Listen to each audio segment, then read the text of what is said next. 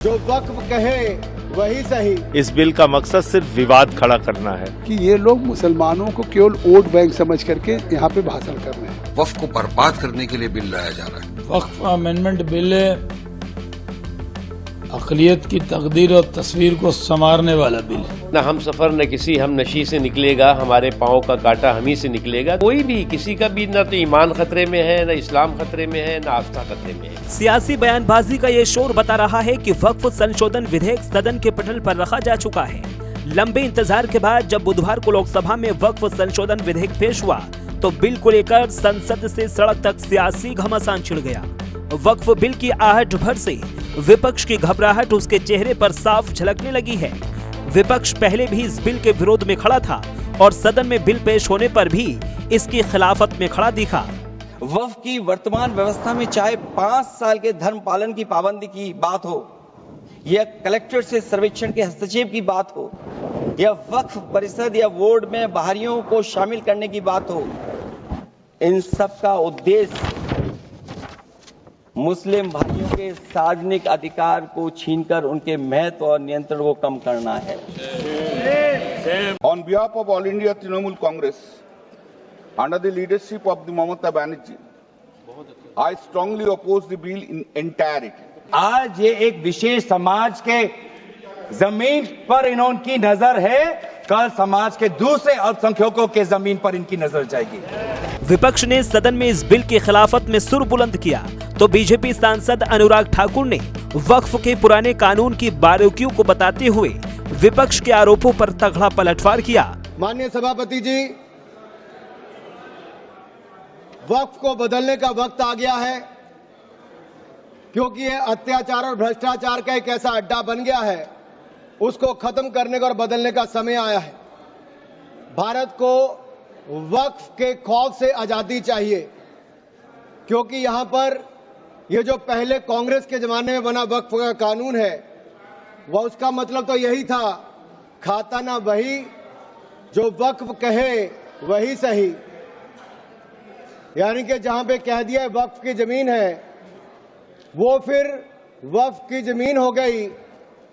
वो जिम्मेदारी उनकी नहीं है कहने की, बताने की कि ये कैसे उनकी जमीन है, लेकिन जिसकी चले गई वो बेचारा दर दर भटकता है और उसको इंसाफ भी नहीं मिलता है। और कहीं ना कहीं इसी को देखकर आज जहां देश भर के लोग इसके समर्थन में है, वहीं Catholic Bishop Conference of India, church of Bharat, Kerala council of churches, Kerala Catholic bishops council और ऑल इंडिया सजदा नाशन काउंसिल, मुस्लिम राष्ट्रीय मंच जैसी अनेक संस्थाओं ने, चर्च से लेकर मुस्लिम की अन्य सभाओं ने इसका समर्थन किया है। उसके लिए भी मैं उनका बहुत बहुत आभार प्रकट करता हूं। माननीय सभापति जी, वक्फ को बदलने का वक्त आ गया है। वक्फ बिल पर जहां सदन में भयंकर घमासान देखने को मिला तो वहीं सदन के बाहर भी इस बिल को लेकर खूब बयानबाजी हुई। विपक्ष ने बिल को गैर जरूरी बताते हुए इस पर सवालों की झड़ी लगा दी। मैं तो ये कहूँगा कि देश के अंदर झगड़ा कराने के मकसद से और बिहार बंगाल का चुनाव देखते हुए ये बिल लाया गया है। इस बिल का मकसद सिर्फ विवाद खड़ा करना है। जब 2013 में एक बिल ऑलरेडी पास हो चुका है जिसका बीजेपी ने खुद ने समर्थन किया था, तो आप ये बिल क्यों लेके आ रहे हो? जब आपने खुद कह दिया कि 100% देश की वक्फ की संपत्तियां जो हैं वो डिजिटाइज्ड हैं, ऑनलाइन हैं वामसी पोर्टल पे, क्रॉस वायलेशन है ये। और हम नहीं चाहते कि इस तरह का सरकार को ऐसा बिल है जिससे मुसलमानों की जो प्रॉपर्टी है उसी के ऊपर आ जाए बात। अब सरकार की पूरी मंशा पे ही शक है, सरकार की नीयत में खोट है। ये बिल लाकर वो वक्फ की जमीन को बचाना नहीं चाह रही, वक्फ को बर्बाद करने के लिए बिल लाया जा रहा है।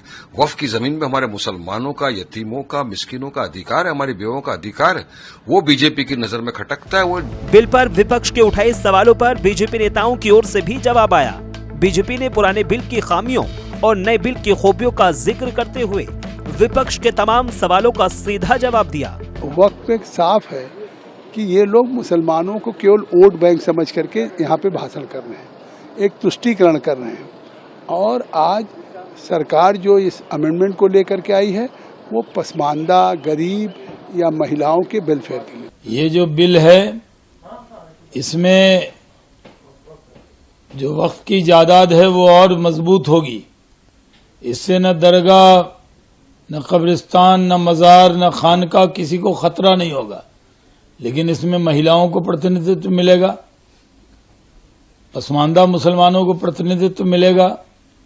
इसमें कहीं से भी जो लोग वक्फ की जायदाद लेकर मोटे मोटे हो गए हैं, और वो वक्फ होता है गरीबों के लिए, यतीमों के लिए, ये खुद खा रहे थे, उनसे जरूर हक छिनेगा और आम मुसलमान तक ये पहुंचेगा।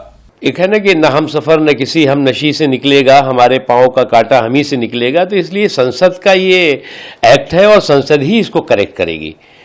इसलिए जो लोग इस तरह के इस पर जो है वो इस संवैधानिक सुधार पर सांप्रदायिक वार के जरिए इसको हाईजैक करने की कोशिश कर रहे हैं, मुझे लगता है वो गलत है। और इससे जो है वो कोई भी किसी का भी ना तो ईमान खतरे में है, ना इस्लाम खतरे में है, ना आस्था खतरे में है, बल्कि और मजबूत होगी और उस पर सुरक्षा होगी। वक्फ संशोधन विधेयक पर आखिर विपक्ष इतना हाहाकार क्यों मचा रहा है, इसके पीछे की थ्योरी को भी समझ लेते हैं। वक्फ की जमीन का मालिकाना हक जिन बोर्ड के पास है, उनको सपा और कांग्रेस जैसे दल अपना समर्थन दे रहे हैं। दरअसल सपा और कांग्रेस को मुसलमानों को अपना कोर वोटर मानते हैं। ऐसे में इस विधेयक की खिलाफत करके वो मुसलमानों के वोट बैंक पर अपना निशाना साध रहे हैं। Bureau report, prime news.